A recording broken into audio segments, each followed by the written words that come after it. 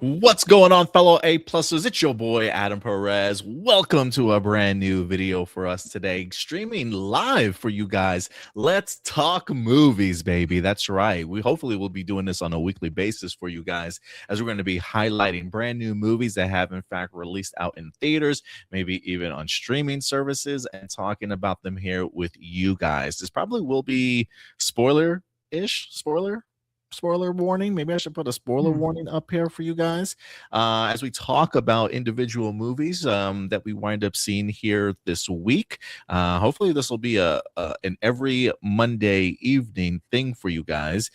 So you'll probably have Thursday night, Friday, Saturday, and Sunday to see some of these movies before we talk about them live for you guys on Monday night. I'm excited to always talk movies, Stewart. I'm a huge movie buff. I love watching films and just talking about how they make me feel, what I loved about them, what I didn't. Just makes me feel like I'm a part of the movie making or movie going experience. I have personally always wanted to work on a movie set or even a TV set. I'll even take that. But this is as close as I feel like I will ever get. But so I love talking movies, and I love talking movies with you, man. We talk movie news at least every Sunday. It's good to have you, buddy. How you doing today, man?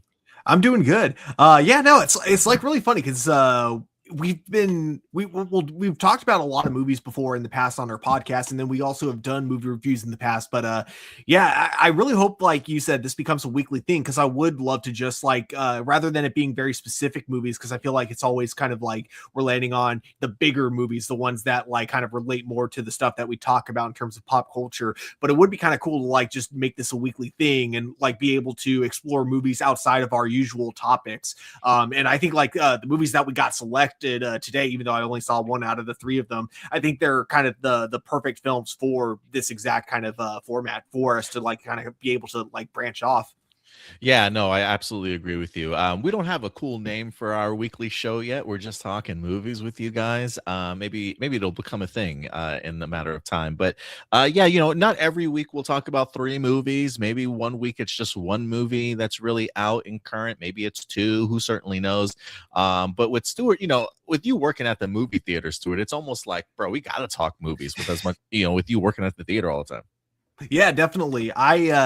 It's funny. You'd think that if with me working at the movie theaters, I'd be more inclined to see movies more often, but I find that, and it's probably because it takes literally 2 bus rides to get to work. So because of that, I find it's like harder to motivate myself to go there on my days off. And then when I'm when even like looking at the theaters around me, I gotta like kind of look at prices, because if I see it at work, I can see it for free. But if I go somewhere else that's closer, way more convenient, I then gotta look at prices on whether or not I can afford it this week. But I will start making a bigger effort, because we got currently a bunch of construction going on our theater. So my hope is that once that's all done, I can start focusing more on seeing new movies at the very least every Thursday. That's definitely the goal. But yes, I will make an effort to at least see a new movie every weekend that's out in theaters, so that way we have a new movie to talk about every Monday, assuming that we keep this show going. Because I was going to ask you, outside of working at the theater, I wasn't sure if you go to any other theaters in that are nearby you to check out some movies. Do you have AMC at all nearby you? We do. I'm not a fan of because the AMC theater we have in the city is the Metreon. Not the biggest fan of the theater. It's okay. Okay. But for me, I kind of prefer going to either my theater, or there's this new one I started going to, and I absolutely love it. Especially the building that it's in. You know what it's called? Yeah, it's called Apple Cinema. And it's at this this building that it's in is just such a great looking architecturally. I'm not even like an architect fan, but I just love walking around the building that it's in. I think the only thing, it's like too bad that rent must be expensive there, because there's so much empty space in there where there's like nothing going on. And it's weird that owners of these big buildings would rather lose money by letting all this stuff take up space instead of just lowering the rent. But I'm glad the sections that are taken are owned by Apple, and I don't think it's the same as Apple, as in the company Apple. I think it's yeah, I think it's like a different company that just happens to use the name Apple as well. How they got away with that, I don't know. But I really like that theater. I really do. It's there's like a bunch of theaters on the top of the building, and they got like some smaller IMAX screens, but it's really nice. So when we do these reviews, we try and keep our eye on in regards to what releases that week. We may talk about some things that came out the previous week. We may not cover every single movie that's currently out there right now. For instance, Scream 7, we haven't really discussed talking about. Maybe we should. I don't know if Stuart, have you had the opportunity to see Scream 7 yet? If I do, I'm going to see it for free. I refuse to pay for this one. I know Wuthering Heights is out currently right now. I didn't really have any aspirations of seeing that film. Hoppers is currently out from Pixar. I don't really go to a lot of animated movies, but maybe Hoppers is something I'll try to explore, maybe. And then I think we have I Can Only Imagine 2 that's currently out. Today, what we're going to talk about, we've got 3 movies that we're going to talk about. We've got The Bride, we've got War Machine from Netflix that just dropped this week too, and The Bluff from Prime Video. I believe that's came out. I don't think that came out this week. That might have come out a couple of weeks ago. But we'll always keep our eye out in regards to what's upcoming. There's a couple of things on my radar that I would definitely like to check out in the next couple of weeks. Undertone looks like a pretty cool, creepy ass movie. We got Project Hail Mary on March 20th. They Will Kill You, an action film from Zaza Beetz, I believe, March 27th. Ready or Not 2 in March 20th. So look forward to some of those movies being discussed in the coming weeks for you guys for the month of March. And then if they got any brand new movies that might be dropping on Prime Video or Netflix for you guys, we are doing this live. So look, as we go through some of these movies and really just openly talk about them, again, spoiler warning for those of you who have not seen these movies yet, but we will be talking about what we thought about them in general. So let's go ahead and kick this off. You ready to get into this, Stuart? Yes, I am. Yeah, if you guys have talked, if you guys have seen any of these movies, feel free to let your thoughts be known in the live chat or the comment section box below. We definitely would love to bounce some ideas and opinions off of what you felt about these films, and we also will be giving our final grade on the movie also. So let's start off with the big movie that we wind up getting here this week, Stuart. That's going to be The Bride. Maggie Gyllenhaal, I believe she wrote and directed this movie. The sister of Jake Gyllenhaal dropped this movie this week. I don't remember if this made my honorable. I don't know if I can't remember if this made my most anticipated list for 2026. Or if it was one of my honorable mentions. I probably should have checked before that. But I was really high on this movie based off of the trailers that we wind up getting. Stuart, whenever we talked about this, I always talked about I love the amalgamation of the punk vibes and the Bonnie and Clyde sort of vibes that it kind of gave me. It felt very much like a gangster film with monsters, and I was like all here for it.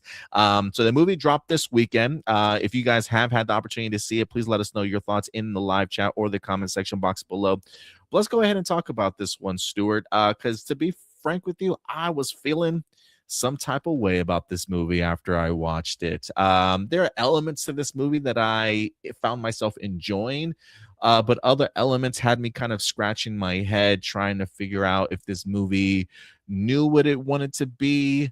The message certainly wasn't lost upon me, but I just don't know if the execution was fully there for me personally. Should we give like a synopsis? I don't know if we should give like a synopsis or anything like that in regards to The Bluff. Or excuse me, in regards to The Bride. Yeah. Here's the synopsis. It just says in 1930s Chicago, groundbreaking scientist Dr.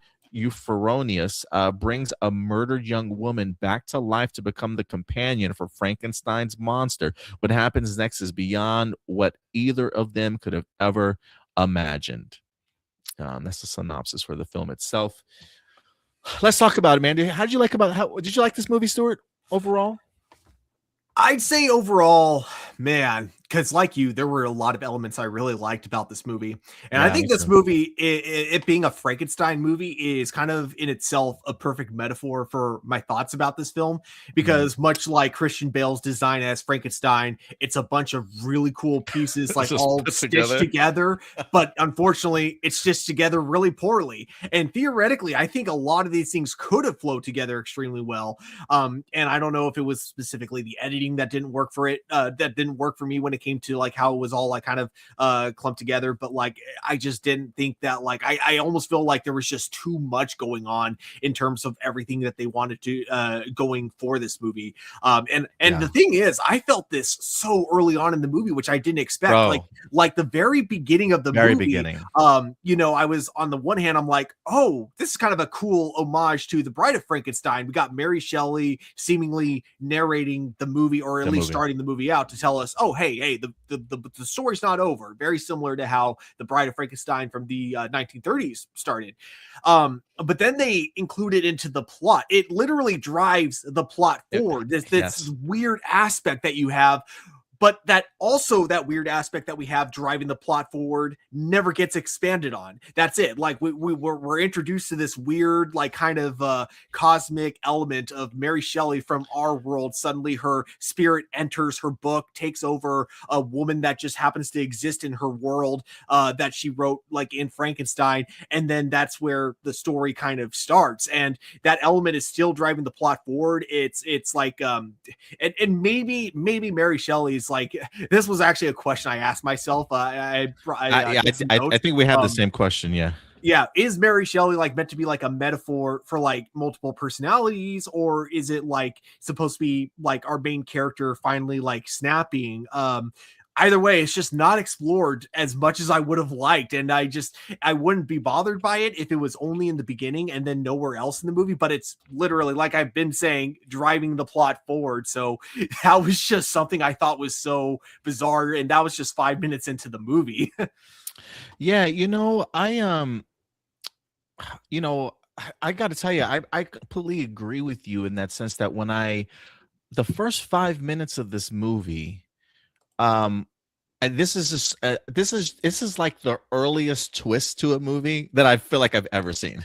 Like there was nothing in these trailers to me to suggest like, oh, there's gonna be like a supernatural cosmic element to this film outside of Frankenstein, the Frankenstein monster. So the fact that they introduced Mary Shelley in here to be this supernatural voice that, according to the movie, she had more to say that she wasn't allowed to say in her Frankenstein book. And now she's using Jessie Buckley's character in here as sort of the vessel to get her message across.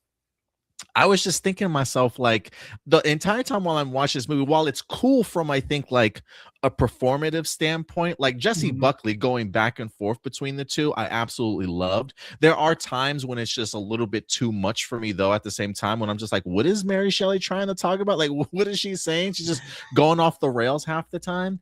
It just made me feel like, if you wanted to do a movie about Mary Shelley, just do a movie about Mary Shelley. Like, the fact that they are trying to put these two together just feel like it's too much kind of going on. Because not only is that, because then my mind goes down this wormhole, right? Of like, okay, so Mary Shelley is embodying Jessie Buckley's character and then turns her into the Bride of Frankenstein. Does that mean there's somebody else embodying Frankenstein throughout this movie? And is did Mary Shelley write the book?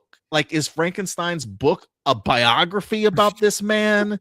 Or is it meant to be just the novel and he just happens to exist in this world? And so not only that, but then somehow possessing the people in the club to like do the big dance montage together and stuff and be like all out of character and sorts. It's just the supernatural element, I think, just really overpowered the movie to the point of like just not making sense, if you know what I mean. And so it was really hard to kind of appreciate the movie, like, because to me then it almost becomes like there's a part of me that kind of wishes I would have been able to see Jessie Buckley's character get to those elements of empowerment and feminism on her own.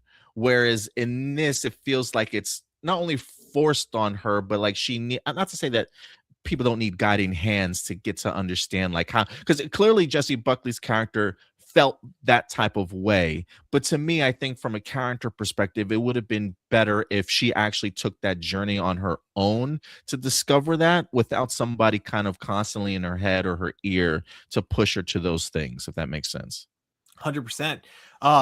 I find it weird too, because there were just, I think it's just because like in my head, I could think of so many simpler ways they could have To gotten tell the story. to tell that exact story. Like with her trying to come to grips with her own like identity and trying to figure out like, I think like thematically, this was what worked with the movie is I do like what she was going for with the whole idea of like how much of her life is like actually her. She was brought back to the dead against her wills. And Right. it's like, the only person, who can relate to her situation is the one who basically kind of forced her into that position to begin with. So I think like that alone was great. And that's why, going back to what you were mentioning, it's like, why even add this whole thing?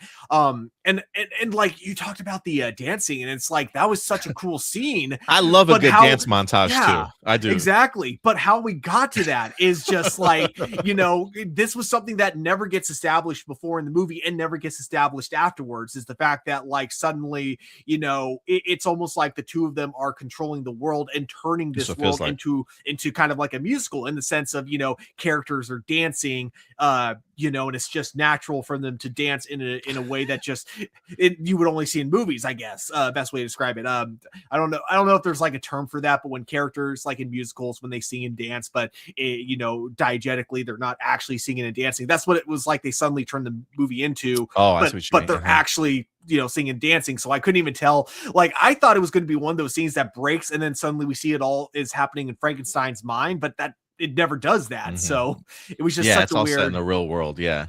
Yeah. So I thought that was just so bizarre. And And I'm the musical guy, so I yeah. definitely appreciate those type of like montages. I mean, to a certain extent, it makes sense just based off of like Frankenstein's love for film and the particular actor and the song and dance and stuff. He definitely admires that. First off, Jake Gyllenhaal being in this just felt odd to me. It felt really off to me for some reason. Like I don't know why when I see him on screen, I'm like, oh, his sister did him a favor. Like it just didn't feel like I a natural casting to me though. I I kind of feel that, but I feel like that's only because I knew his sister was directing. Honestly, I do think that if I was like casting a role for basically a character who's just supposed to be your typical Hollywood golden age actor from the 30s, I think Gyllenhaal is actually a good face for that kind of a character that you're going for. So honestly, I think that the only reason I thought about it was because I knew his sister was directing, but honestly I think it did kind of fit. Like he did like what he was supposed to do really well, I thought. We do got Tony Robinson in the house. Wait a minute, I know these guys. Hey, I know you too, buddy. I know you too. Kiki and Luca in the house. Appreciate you guys coming through. So good to see a movie show. Hey, thank you very much for that. Glad you like it so far. You did talk a little bit about the idea of like Jessie Buckley's character realizing the idea that she doesn't really have a lot of choice kind of in her life, right? There is sort of like that identity that she's trying to find a place for herself. Nobody's ever really able to tell her in this movie like what truly happened to her until later on in the film itself. But I did like that there are elements to that story that I am a big fan of, because you're right. There are things that this movie showcases in the sense of like, her acting up in the restaurant, right? Men coming in to try and sort of put her in her place. The idea of like her trying to be something for other people instead of trying to figure out who she is. The idea that they've sort of caught a little bit of like cause a little bit of a rebellion, right, with this sort of women's movement of being oppressed, but having a voice for yourself and kind of pushing back. I really enjoyed sort of that narrative for this movie, and I think honestly one of the more impactful scenes to this film for me was definitely the finale, when she goes back to the doctor's office to revive Frankenstein and the cops are after her.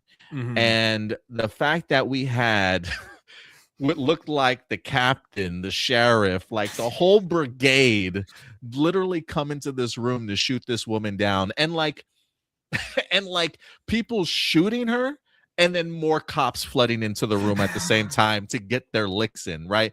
Yeah. I think it's just a great metaphor for the idea of like how far some people will go in order to um keep a woman's voice kind of silent, and to keep them from feeling powerful enough from pushing back against the norms of the patriarchy. And to me it was like no more evident than in that one particular scene of like every man needing to get a bullet in her, like just really over the top, like damn bro, like she's dead guys, she's dead. And the fact that they had to scream it like 3 or 4 times before they stopped, I think is just, it's just not lost upon me the message of the film, especially where we are today in regards to stripping women of their autonomy over their bodies, right? You know, who knows if they had the power to remove a woman's vote, they probably would try to do that. Trying to make it more difficult for them to vote, in regards to like, do you have your husband's last name or not on your birth certificate, right? And then having to jump through all these hoops in order to be able to have the ability to vote in some areas. So it's definitely not lost upon me what the message of this movie was, and there were some great moments in here that really highlighted that. But the execution of us getting to that point just felt a little bit all over the place to me. Yeah, the part that really this one kind of bothered me a little Shout bit. out Also, Crystal. Shout out to Crystal. Thank you for joining us. Actually, Crystal, if you are still watching, I want to hear your thoughts on the makeup in this movie, because that was actually probably one of my personal highlights of this film, if you had a chance to watch it. Okay, so one issue I kind of had with the way the message was like kind of executed was like, first of all, like I didn't mind the fact that like her being rebellious and then like her basically speaking her mind, and then calling people out suddenly, causes a movement where like other women are like now wearing her makeup, and then they're also like starting their own movement. What I didn't like about it is that they then say that these apparently this movement led to like 17 murders. And the thing is, like, kind of the way it's designed, the way you see them Wait, wearing the bride? No, not the bride herself. They're saying that like the people that were like wearing her makeup basically were causing, like that it led to like 17 different deaths or something along those lines. So my problem, and I'm sure this is not like what the movie was intending, but my problem with it is that you're doing this through like kind of a way that, it looks very punk rock-esque. And I think that like, in that it's supposed to be at the very least counterculture in a way.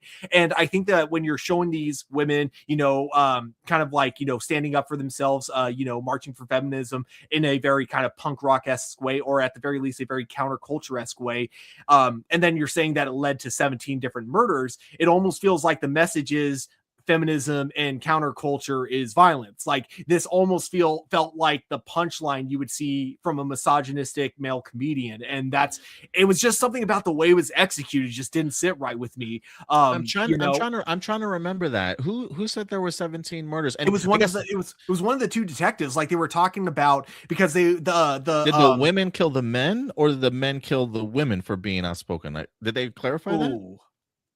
Okay, if that were the case, then I clearly I missed that moment for sure. So I can't speak on that though. Okay. If I misunderstood that, if it was that like women got killed from their movement, that would be a whole different thing. But the way it sounded like it was portrayed in the movie is that 17 people were killed from this movement, and they want to pin it all on the bride. That's how. I mean, okay, I get you. Yes, because that's what led to the detective going, she only killed one person, referring to the cop in self-defense. So that's where. So yeah. Anyways, that's what I'm saying is like just the way it was executed just didn't sit right with me, because it almost felt like they were trying to say that like counterculture and feminism is violence, and I'm like, I don't think that's a good message to put out there, because again, just at least that's how it came off to me. But going to like how I saw it compared to how I'm sure the movie was supposed to like be seen. One thing I will say though is that even though this movie, I would say this movie probably isn't for me. I do think that there is definitely an audience for this movie, and even though it seems I've been picking this movie apart, I do want to give this movie a lot of credit. As I was mentioning earlier, is I have to give a lot of credit when it comes to the overall costume and makeup design for this. Yeah, I think it's really that good. like Frankenstein himself, Aesthetics was great. oh my gosh, aesthetics were incredible. I also just love the pattern on the bride's face, and then I just love the stitching on Frankenstein. Like he looked like he was barely being held together. He didn't look like a guy in stitching makeup. He looked like he was a dude falling apart. Like in a literal sense as well as probably metaphorically as well. But yeah, like I thought that was really good. And I also got to say, like when it came to the overall camera work and the way the movie like just looked, the way it was overall directed, I thought was just absolutely fantastic. Yeah, visually this movie was great. I am a big fan of the aesthetics. The set work was great. Especially love the doctor's office in regards to plugging her up and getting her ready and stuff like that. Um, um, Costume design was really great too. I love the bride's outfit in here. Um, yeah, I mean, I think I'm trying to look at my report card a little bit about some of the things that I enjoyed about it. The performances really worked for me. Oh yeah. Like to me to like I saw Jessie Buckley. I still haven't finished it yet. I just watched her also in Hamnet, and she's great in that. And the range that she certainly has from Hamnet to The Bride is incredible. But to have to play two sides of yourself with the accent that she has, I think is incredible. I was a really big fan of the Frankenstein storyline in here. I love the concept of it focusing on his loneliness, the idea that the doctor didn't take him seriously at first, thinking it was just like, sex focused, and he's just like, no, like it's a more like an emotional need of like, I've been alone for such a long time, you know what I mean? Mm-hmm. But I do love Christian Bale's performance in here as Frankenstein. I definitely think he put his sort of his own spin on the character, to say the least, and I thought the two of them really had a chemistry. Like there's something cool about seeing Frankenstein appreciate, I don't want to say the crazy, but like the outspoken side of her, right? Like he's got no problem listening to, I can't, was it Ida? Is that Jessica Ida's is that Ida? Is that her name? I can't remember her name in the show. Yeah, it was Ida. Like he's got no problem listening to Ida, but it's when Mary Shelley speaks through her, his eyes just like open up wide. He seems like he's like so fascinated and so in love with like just her just her personality in regards to just how much she wants, and how much she demands of the things around her, sort of thing. And I thought they had really great chemistry in here together for sure. So yeah, if there was any positives about it, it's definitely the set design, makeup, clothing. The music I thought was really great. Also, I was a big fan of the music, and I thought the acting performance wise was pretty good. You know who surprised me in this movie that I did not expect to see? I didn't know Penelope Cruz was in this movie, and then Peter Sarsgaard was also in this film as they played two detectives. I was a fan of Penelope Cruz in here, but I gotta tell you, Stuart, I didn't care for Peter Sarsgaard as the detective. To me, he felt a little bit sort of thrown into the movie for me. He felt a little bit thrown in. When he's recounting why he cares as much about Ida as he does, this is all stuff to me that I think is shown off camera. Yeah. None of this stuff lands with me. Like I have no emotional connection between how Peter Skarsgård's character feels towards Ida. He's got his own sort of drama that his own trauma he's trying to heal from, clearly being some type of like corrupt cop. I mean, I'm sure there's a connection that was maybe hinted at earlier in this movie, but the bigger grand scheme of things between the two of them, like when she's running, like when he's running up to Ida and calling her name, and she's like, "Who are you? Who are you?" I'm thinking the same thing. Who are you, bro? Like, who are you, bro? Like, yeah, it's one of those things where it's like, to have that more emotional impact, I really would have liked to have seen how those two were connected in a bigger way than him kind of just telling us. I don't know how you felt about that though, or if you feel differently. Because I do think it was kind of it was hinted at, because there were just like the way that he looked at her, not to mention the way he kept kind of defending her to I thought they maybe like were ex-lovers, like were they, right? Or yeah, or not necessarily lovers, but it sounded like, yeah, he kind of used her in order to convince her to keep working the case with him, basically that was already closed. So yeah, I don't know, I think my problem with it is that the only hints that we had about it were the ways that he looked at her and the way he defended her, which could have meant like a million things. And I think because of that, I was kind of expecting it to be some really big, like, oh, that's how they're connected kind of thing, something that would have kind of surprised me a lot. But instead, what we ended up getting was just very, very generic. I think that's what sucks about the whole like detective aspect of this film, is that I love the way it's filmed, because it very much, you know, carries that classic noir. There's times where we see him own the detective, and I know she's not like, I know like the whole like joke is that she's called the secretary, even though she's basically doing most of the work for him, yeah. Which I found absolutely hilarious. But okay, sorry, I have the names up here. So we got Jake as the detective, and then it was um Myrna, am I saying that right? Myrna, Myrna. Okay, yeah. So Jake and Myrna. So like the way they were filmed felt very classic noir. I especially loved, like, you know, the shots we would get with lots of fog and everything, so I love that. But I think that in execution, again, when we get the full reveal, I think it's just so generic and just like nothing we haven't seen before from a million other noir films. And I think it would have been a lot better if we knew this information earlier, so that way in my head the entire time I wasn't just constantly asking myself, what's their connection, only to find out what their connection is. And it's just, again, just kind of like, oh, that's what we're going for. She was an informant, because I already had pieced that together. I just thought there was a little bit more to it than that. Yeah. So I don't know. I thought like that it was just an underwhelming reveal. I think at the very end, when we got to that, I think it was just kind of underwhelming. You know who surprised me? I didn't know was also in this movie, but I feel like I've seen this dude everywhere. It's the gangster Lupino. The older man, played by Zlatko Buric. He was in Superman last year. He was just in the Wonder Man series also.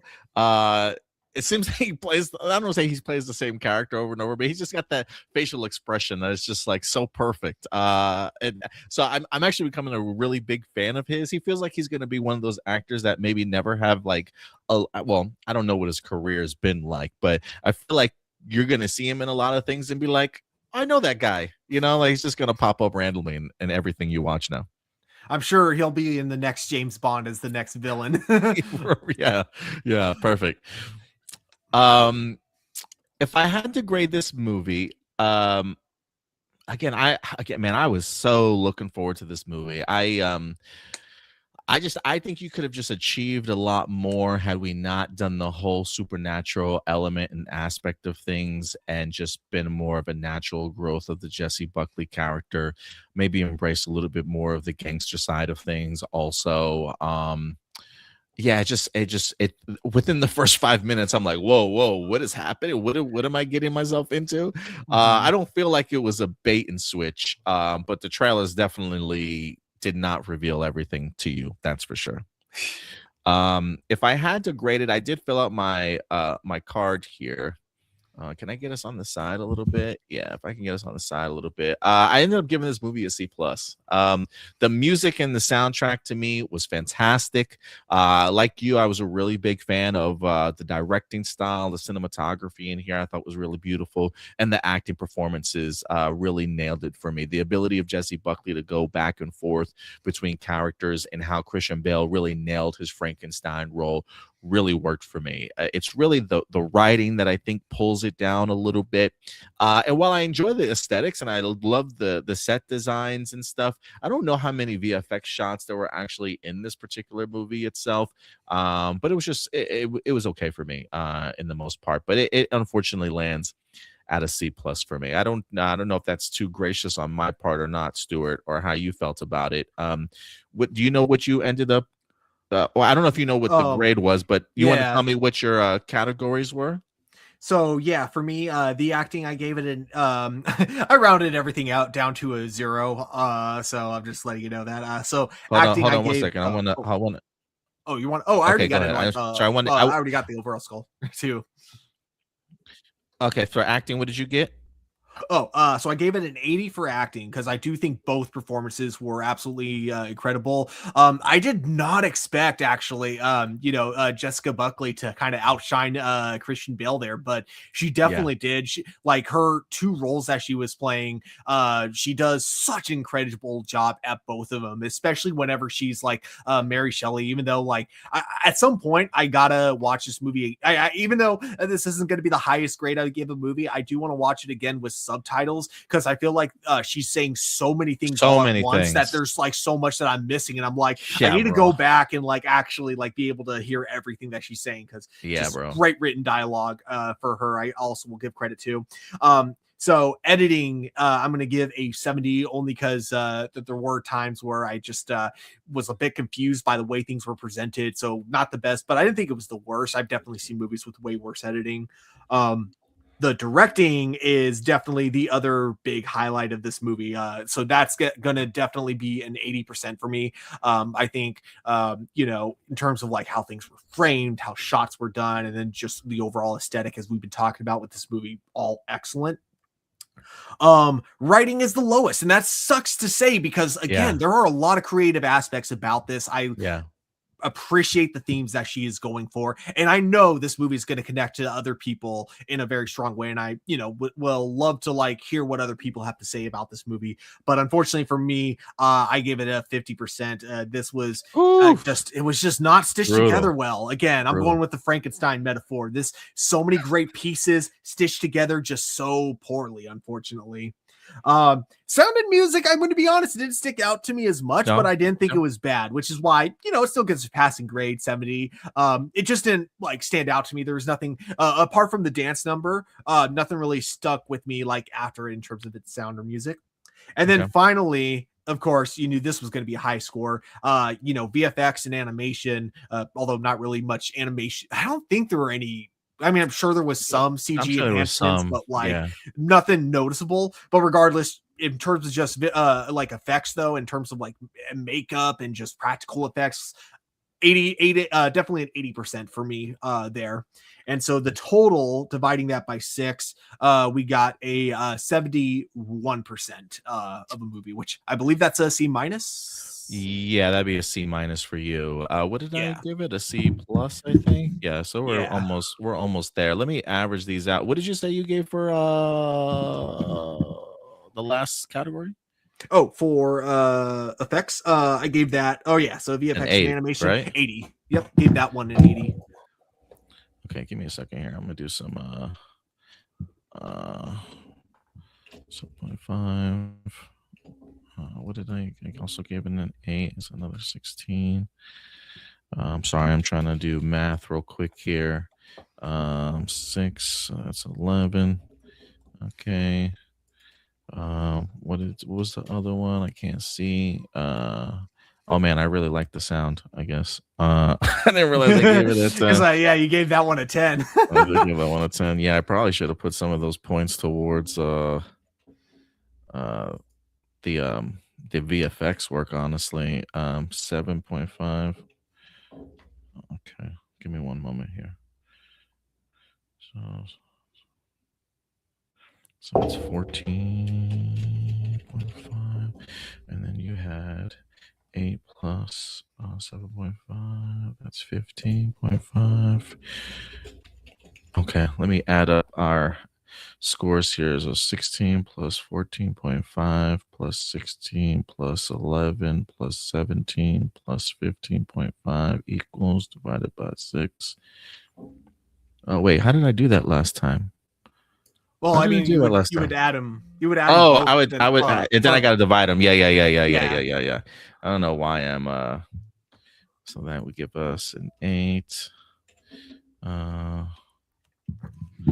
Sorry to be doing math in front of y'all. I just didn't have I just didn't have all this written down for me at first. So I will make sure next time we do this, I will text you my results before we go live. So no, that was my bad, everyone. no, you're good. 11 divided by 2, 5.5. Yikes! That writing is what. Yeah, I think that's Of this what brings movie. the movie down, unfortunately. And again, it's like it sucks because there were a lot of things that were in the movie, like a lot of things like on paper sound so cool. It's just not what it, just the way it was all stitched together. That's yeah. All right, so we got I wanted to like the writing a lot more than I actually did. So we got an 8 plus a 7.25 plus an 8 plus a 5.5 plus a 8.5 plus a 7.75 divided by 6, 7.5. What is that? I guess that's a C. So it actually, it averages to a C. So C. So that's our average for The Bride. I'm going to go ahead and actually fill out an official card for this and post this up later. But for The Bride, we officially give it a C. Let us know how you guys felt about the movie. Maybe it landed with you guys a little bit differently. We certainly would love to know your guys' thoughts in that regards. We do have 2 other movies real quick. I know you didn't get the opportunity to check them out, but let me go ahead and talk about them real quick while I got you here, Stuart. I checked out War Machine yesterday. This Alan Rickson film over on Netflix. It dropped, I think, last Friday also. So it's a relatively new release. I don't know how well it's doing for Netflix or if it's done relatively well or not. Check the Rotten Tomato score if you can for War Machine. The synopsis for War Machine says during the final stage of a U.S. Army Ranger selection, an elite team's training exercise turns into a fight for survival against an unimaginable threat. Now, Stuart, when I first saw this, when this movie first got oh my god, I'm so dude, I'm so sorry, my girlfriend. Dude, I got a window right next to me, and I just happen to look around while I'm talking, and I'm like, what the fuck? There's like a dark shadow in front of my window. I'm like, what the hell? And it's like girlfriend just staring at me through the window. I'm like, oh my god, dude, this fucking freaked me out for a second. Anyway, going back to War Machine, I had seen I don't think I've seen a full trailer of this movie. I think I had seen bits and pieces, and I was like, "Oh, Alan Rickson's in the an action movie. Maybe I'll go ahead and check it out." I felt that there was maybe something I don't want to say supernatural in regards to it. Or maybe I guess that's not really supernatural anymore, huh? Aliens. But I'd say like aliens fall more sci-fi than supernatural. More sci-fi elements to it than I imagined. I had a good time with this movie. I was really I don't want to say impressed, but I was I was really happy with it for the most part. Now, to be fair, if I can have a little disclosure here, I was smoking when I watched it, and that tends to make everything else a little bit better for me. But I gotta tell you, for somebody that has seen Alan Rickson and just a couple of things here and there, I remember him from Titans. He's in the Reacher series, which I haven't watched as of yet. I was really impressed with Alan Rickson in this movie. Like, I'm really impressed by just his talent in regards to like where he can go with his range. I had no idea he was a great singer too. He's got a great voice. He emotes really well. I think Alan can really do a lot. And after seeing this movie, I just kept thinking to myself, if those rumors or those theories of him potentially being like Captain Adam in the DCU were to ever come true, dude, this man, give this man the role. Like I want to see him in the DCU so badly. Mhm. I thought this movie had a lot of heart in regards to Alan Rickson's character in here. There's a show. This I can't remember what his name. I don't think that, now that I think about it, I don't even think they had his name in the movie. So check this out, right? He goes into this naval he goes into this what do they call it? The Ranger program, and they completely like eliminate your personality and identity. You got to give them everything of yours, and they just literally give you a number. And I think all movie long, I think that's what they called him, was like 81. And even there's like a little gag at the end of the story, at the end of the movie, when they're like, "Hey, what's that guy's name again?" And it just shows the number. And so I'm pretty sure, now that I think about it, they probably didn't say his name the entire effing movie, which is pretty impressive, to be quite frank with you. But his journey in this movie, I thought, was great. You got an opening sequence in here where it really lays the groundwork as to why he joins the Rangers in the first place. First off, he's a guy that doesn't want to even go to the Rangers. He's an older gentleman. He's been in the U.S. Army for a long time. Him and his brother have been doing this for quite some time now, but his brother wants to be a Ranger, and his brother signed them both up to get into this Ranger program.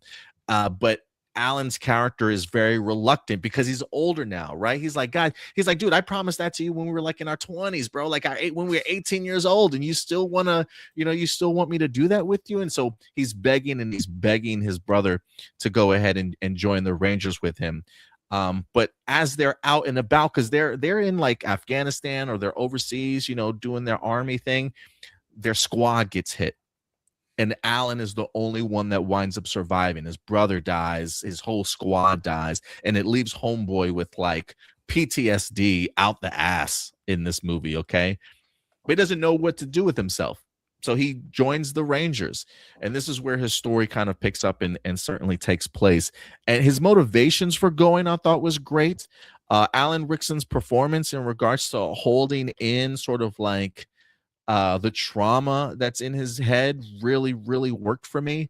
I honestly thought that this movie would have been a great film even without the sci-fi elements, if that makes sense. Like sometimes I think the sci-fi elements almost hinder this movie from actually being better than what it could have been. Not to say that I feel like the sci-fi elements is a little bit of a cop out, because even during those times when he finds himself still in charge of a squad that he doesn't necessarily want to be in charge of, it plays well in regards to him having to not only relive what happened to him in the past, but also overcoming some of his fears. So it's very much like a therapeutic trauma, like trauma dump for him, if you will. They do. I do want to say that I appreciate movies that kind of are written in that way, in the sense that like a character can work regardless of the environment that they're in. So like the way you're describing him, and definitely correct me if I'm he could have just been on like a mission in the Amazon somewhere. Yeah, you know what I'm saying, just against like whatever the opposite force would have been, whatever whatever their assignment was, it would have worked with or without the sci-fi elements in this movie. And that's what I really did appreciate about it. And when I sit back and I think about it, I'm like, I kind of wish that was the movie, to be honest with you, because the sci-fi elements almost make me feel like, okay, this makes sense why this is a Netflix film at the end of the day. But story beats wise, I enjoyed it. But I got to tell you, man, there's just also the stunt work brilliant in this movie, the action brilliant in this movie, directing standpoint brilliant in this movie, I thought. We also got I'm trying to think without having to bring up my card, graphics, I thought, for the sci-fi encounters were really great. Even the mayhem that kind of took place, whether it be CGI explosions or real legit explosions. Like the work that the stunt team had to put into this movie was crazy, because there are some practical shots, it looks like, of like vehicles driving and explosions all around and sort of thing. Like the timing of things felt like it had to be on point. So kudos to the stunt team for that. And the special effects, sometimes when shit just hits the fan and it's just kind of crazy and chaotic, they just do a really good job, especially like pretending to be long one cut stuff in between all the chaos, using some of the explosions or the smoke or the fog to kind of cut through the camera work, so it's really easy to blend, so it looks like it's long one cut shots. I was kind of impressed with the special effects elements of this movie, along with the directing skill of kind of bringing it all together really well. But from a story point, I got to tell you, sometimes the movie, to me, the last 10 minutes of this film is just unbelievable. Like unbelievable in the sense of like, ain't no way. Like, it just ain't no way. Like, my man goes through hell, right? He gets to the finish line. Like, first off, before he even gets into the program, the people in charge have a conversation with him like, bro, we know that you got a messed up shit in your head. We don't want to kick you out, but you got to be the one that's going to determine, like, you're going to leave on your own. And he's like, fuck, I'm not going to leave. I'm going to keep doing this. Right. And so they're like, all right, if you want to be on this mission so badly, we're going to let you go, but we're going to make sure that you are the leader of this group. And he's like, oh, fuck, man. So anyway, so they know what he's going through. All right. Mind you. Mm-hmm. So the movie ends. My man gets back to camp. They congratulate him, but they're like, shit's hit the fan over here, man. Like, it's an invasion right now happening, like, all across the world. Like, it's very open-ended, to the sense, like, if you want to get a sequel, there's a possibility for a sequel here, right? So they tell him shit's hit the fan. But we want to talk to you real quick. So he goes back and he's talking with them. They're proud of him. They're happy he got through it. They literally, as he's standing there bloodied, my man literally just got back. And they're like, boom, they slap the Ranger sticker or patch on his arm. And we're like, we want you. We're not done. We want you. They literally put my man back on a plane, dog. Like, he spent like 24, 48 hours, like, trying to survive out there. My man literally just got back. They said, not only do we want you to go back, but we got new recruits, man. We want you to speak to the new recruits about what's happening. I'm like, my man just had a PTSD trauma dump in this whole movie. Okay. My man literally just got back, and now you want him to give words of wisdom and a speech to the new recruits. So my man goes out there, gives the speech, and then he runs back to the plane to get back on the plane to go take, like, my man hasn't showered. He hasn't, like, taken a day. The admirals aren't like, hey, bro, maybe you should take like a week off. We're going to give you some great physical therapy, some mental therapy for yourself. No, my man literally jumps back on the plane and goes back out there. Like, what the hell is happening right now? Like, they did so much in the last 5 to 10 minutes of this movie. It was redonkulous. I was like, ain't no way this is happening. And then, the other issue I would have with this movie is, I don't want to say how simple it was to fight off the bad guys in this movie. But when he figures out how to do it, it's just like, really? Like, that's really, like, it felt a little bit too much for me. But overall, I actually walked away enjoying this film a lot more than I probably should have. But if I had to grade it, what did I even grade it? I remember a B. It was a solid B for me. Okay. Man. It was a solid B. I was impressed with Alan's stuff. We had some, who was the cast in here? Jai Courtney played his brother in here in the very beginning. Dennis Quaid was in this movie. He was good in the beginning half. Towards the end, not so much. Issa Morales, who just played Deathstroke over in Titans, he was in this movie. I thought he was pretty good. The cadets that are with them on the mission, everybody pretty solid.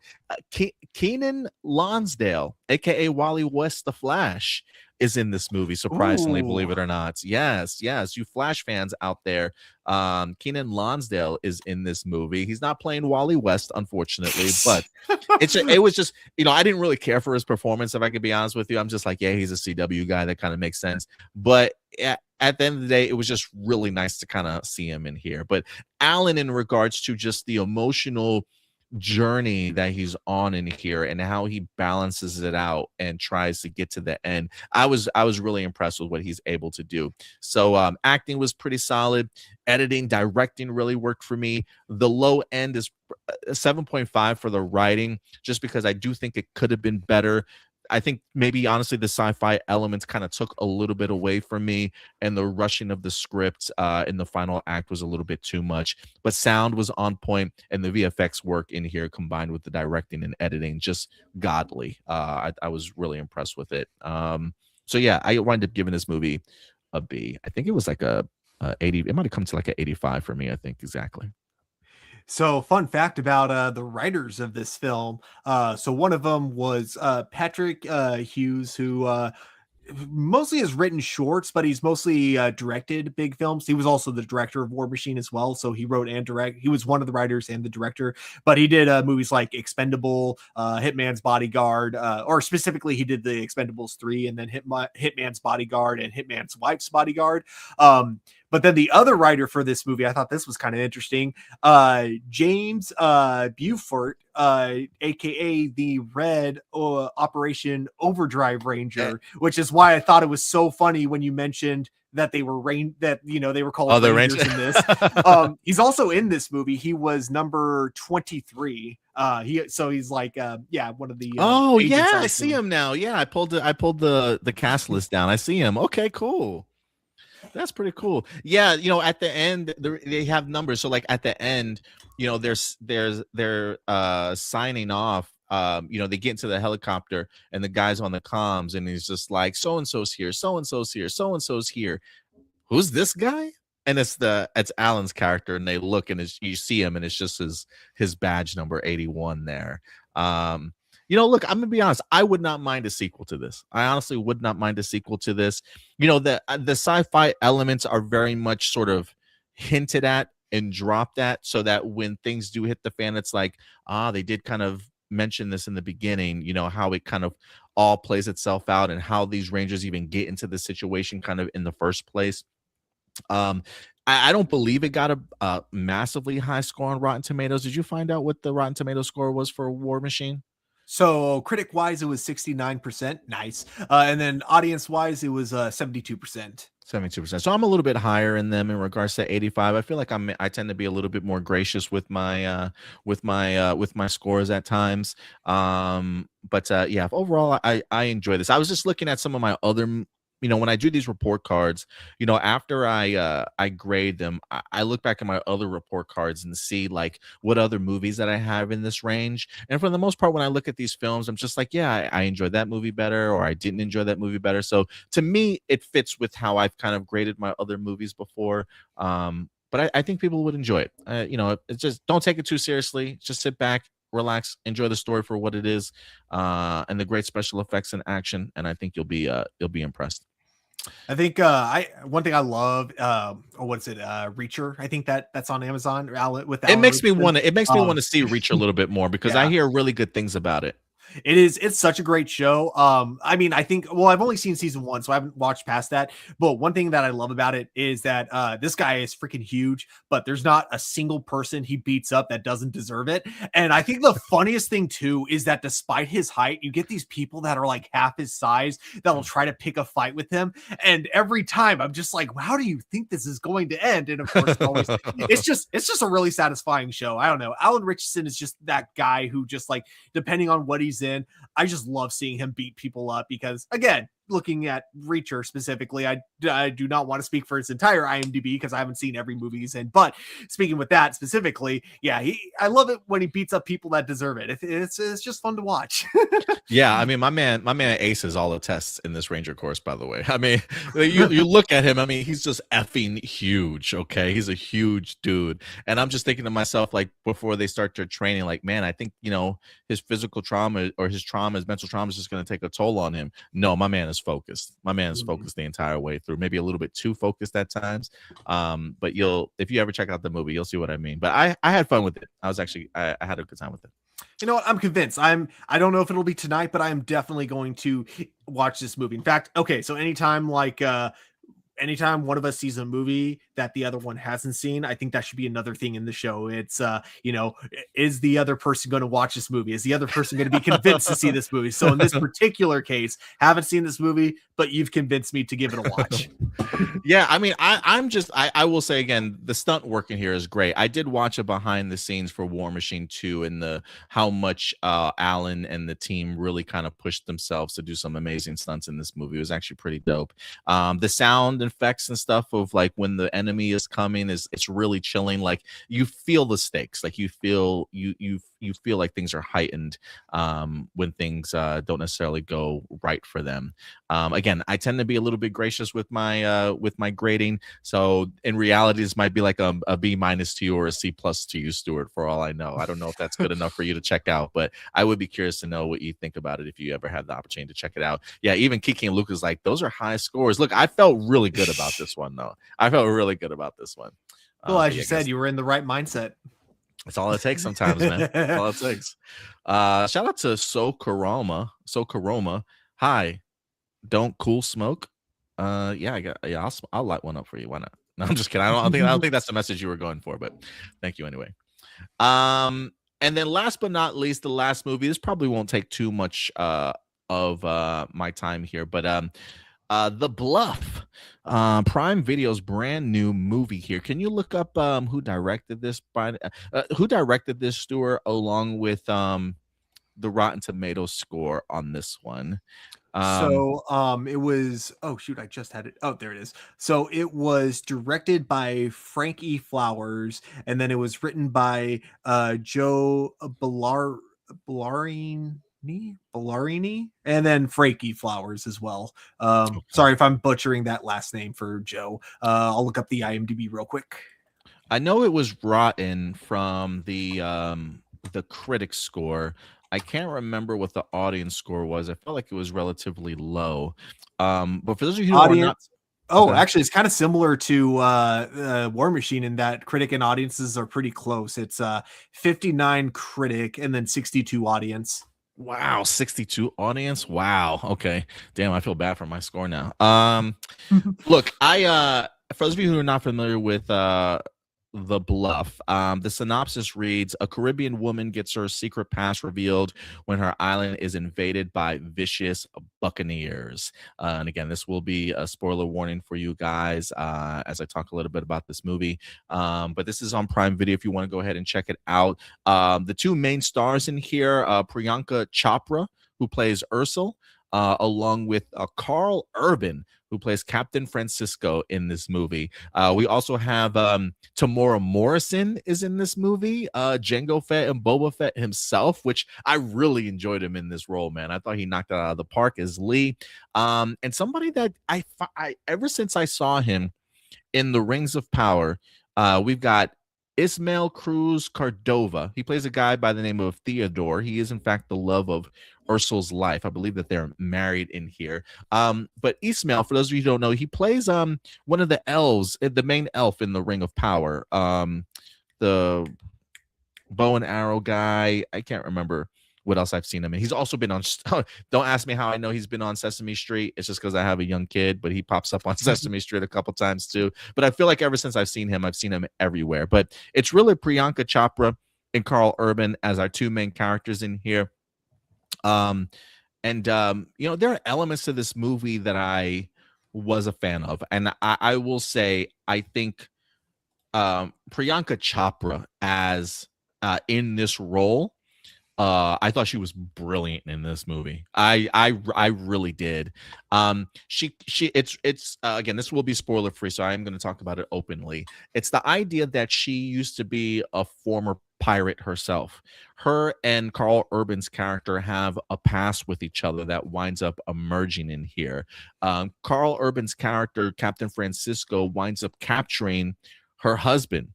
And winds up finding a piece of gold on him. And that piece of gold used to belong to Captain Francisco. And the only other person that has had this gold, that's right, is Ursula herself, played by Priyanka Chopra. And so now he's like, I found this woman. Let's go take her out. And that's really what the whole movie is about, is him trying to exact revenge on her for pretty much stealing his gold. And you know, this was I love a great swashbuckling adventure.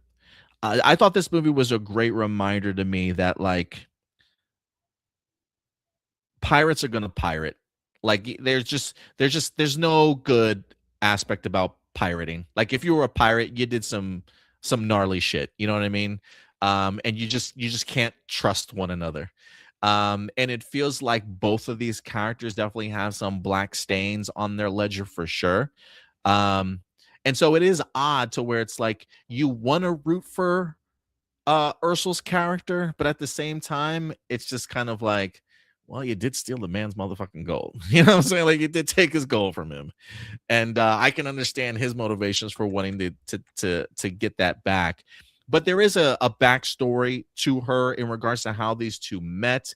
There's some innuendos in regards to that either they had a relationship with each other mutually, or it was very much sort of like a one-sided relationship and he cared about her more than she did in regards to her upbringing and stuff like that. So, it was interesting to try and figure out how I felt about the both of them and their motivations towards kind of taking each other out, if you will. But I think Priyanka Chopra does a marvelous job of not only playing like this very overprotective mother, but her fighting skills, dude. Like her choreography just felt so on point.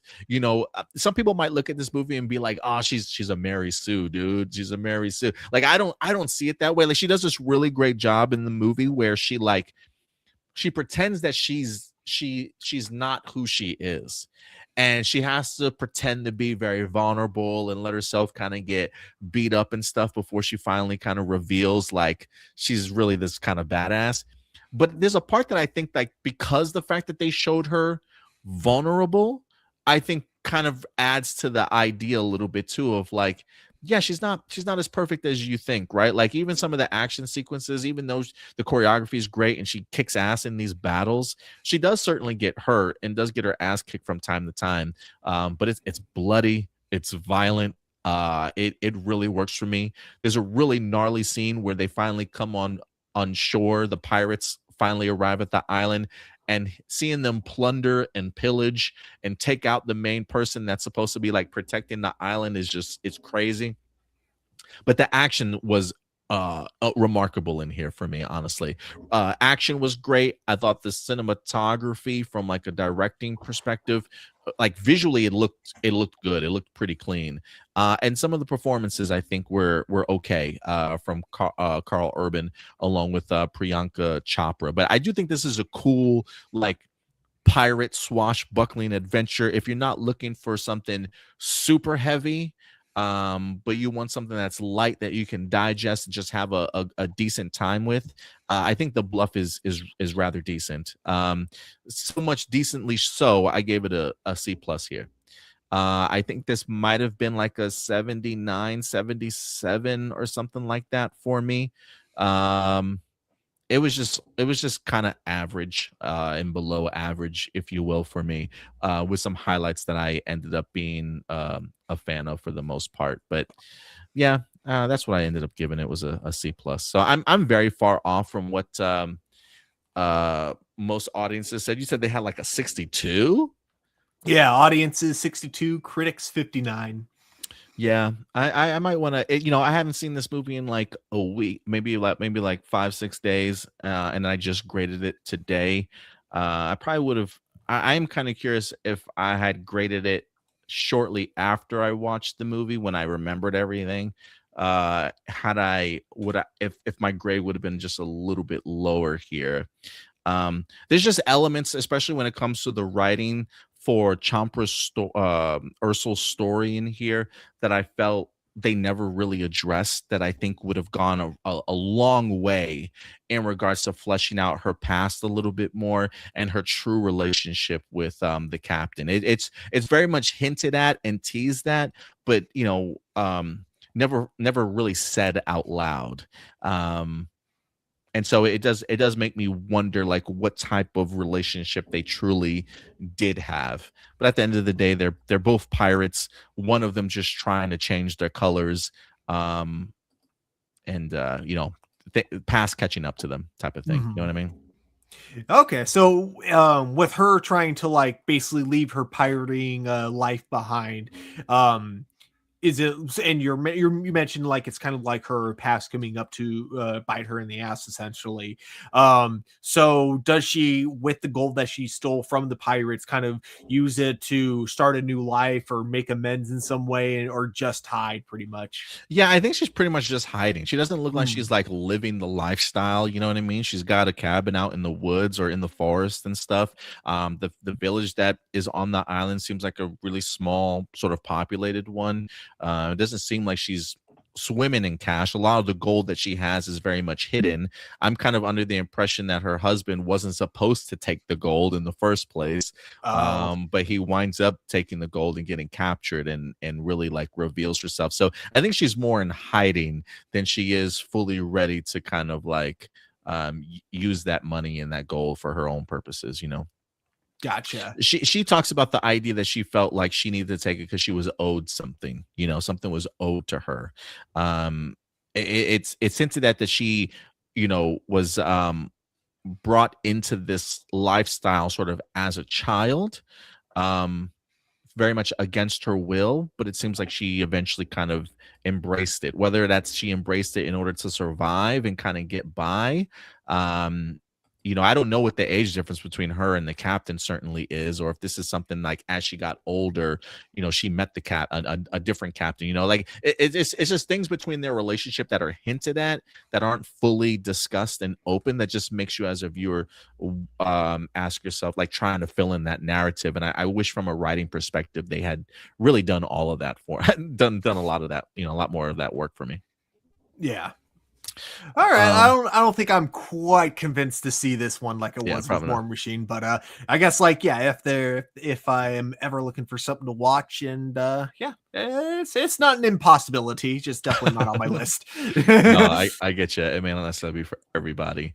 Um, but yeah, that will do it. I think for all of our movies here that we were going to talk about today. So we had 3 movies that we discussed with you guys. Hopefully, you guys enjoyed today's show. Again, it's going to be very spoiler free, spoiler heavy, kind of going forward. So if you guys haven't had the opportunity to see these movies yet, feel free to come back and definitely talk to us about them in the comments after you watch these movies for yourself.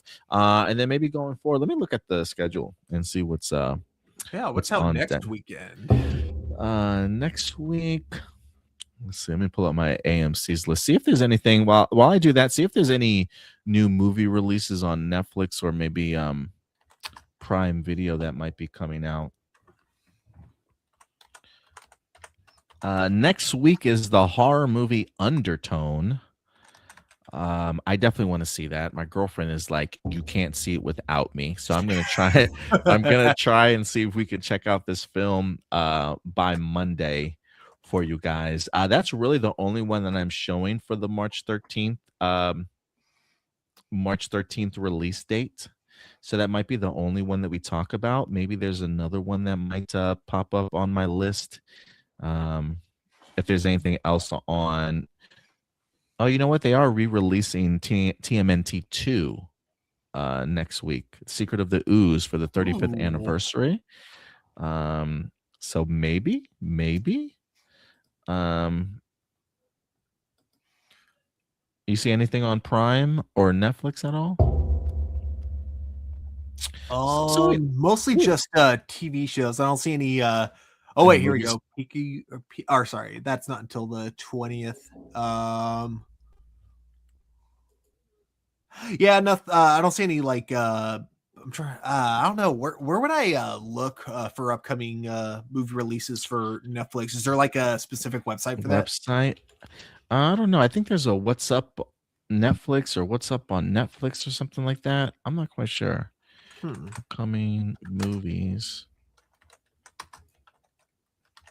New movies and shows in 2026. Let me see. I wonder if these are going to be by release year or not. Oh yeah, there's not even like a date for the release of these movies. It's okay. It's all right. So don't worry about it. But yeah, we'll at least have at least one or two movies next week to certainly discuss with you guys. But it looks like Undertones is going to be the one that I certainly will be checking out. I think that's what we should aim for next week, Stuart, if at all possible. Okay. Yeah, sounds good. There's a bunch of theater. Actually, there's a theater playing it today. I guess it must be like an early release. Oh yeah, maybe an early fan event or something like that. Yeah. But yeah, guys, let us know what you thought about some of these movies. How do you feel about some of these scores that we wind up dropping? Am I too friendly with my scores? This is kind of why I also want your report cards too, Stuart, so that because I feel like when our powers combined, we hit a really decent average for these movies because I think we balance each other out a little rather well. Got it. We gotta completely contrast each other. So I gotta be super negative with my reviews. You know what? I gotta go the anti-woke grifter route. So that's how I'll review movies, and then you review them like a normal person, and then we see what that looks like. I'm totally kidding, obviously. Yeah, I don't know if we could pull that off, even if we wanted to, Stuart. It's just not in us, man. It's just not in us. Yeah. But yeah, guys, I'm let us know. positive. Yeah, absolutely, dude. But yeah, let us know your thoughts on some of these movies. Have you checked them out? Are you gonna check them out? What is your grade? Let us know your thoughts in the comment section box below. But until next time, guys, we'll certainly see you later. So do us a big favor. Take care of yourselves, take care of each other, and keep it A+. We'll talk to you guys later. Bye.